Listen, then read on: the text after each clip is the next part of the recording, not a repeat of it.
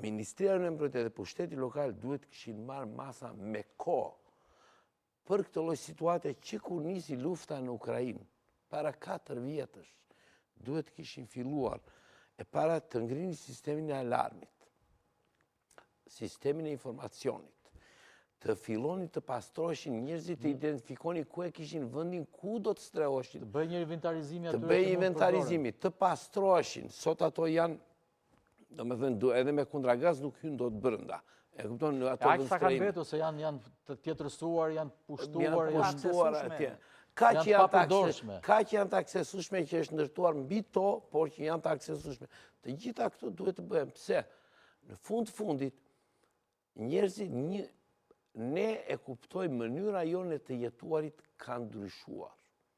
Nuk është më ajo që ka qenë përpara 4 vitesh.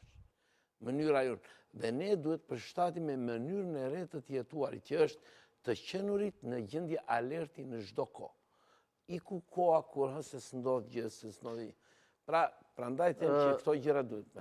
Zoti Çika, do bëm përshtypje fakti që edhe në këtë rast, njësoj si në rastin e Ukrainës, po këtu është më i dukshëm, brenda antarëve të NATO-s ka diferenca deri dhe në antagonizëm, qëndrimesh? Po sigurisht, në radhë e parë duhet qartësuar që shumica e vendeve të NATO-s janë vende europiane. Dhe interesat e tyre si ekonomik, ashtu edhe ushtarak, apo ashtu edhe strategjik, nuk janë të njëjta me ato të Shteteve të Bashkuara të Amerikës, tashmë siç është zhndëruar ajo që s'ka tjera ndërkombëtare. E dyta që duhet thënë është cili është impakti i kësaj lufte.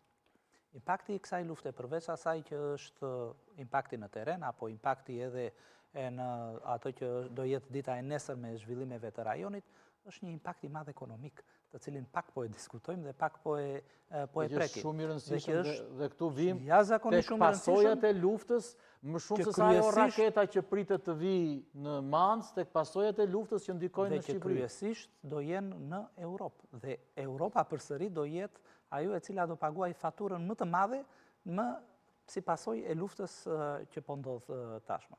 Në këtë aspekt edhe vendet europiane janë të vetëdijshme për koston e cila do vi në xhepin e qytetarit europian, si në aspektin ekonomik, si edhe në marrëdhëniet ekonomike që kanë patur vendet europiane me vendet e rajonit, apo edhe me Iranin në veçanti.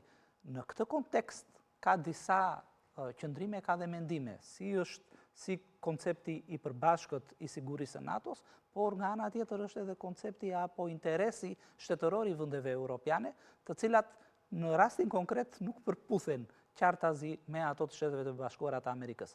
Edhe një rreth se kësoj. Jo në atë që është rrëzimi apo tjetërsimi i regjimit të brendshëm, por në atë që është ndikimi që vjen nga lufta dhe e shohim qartazi që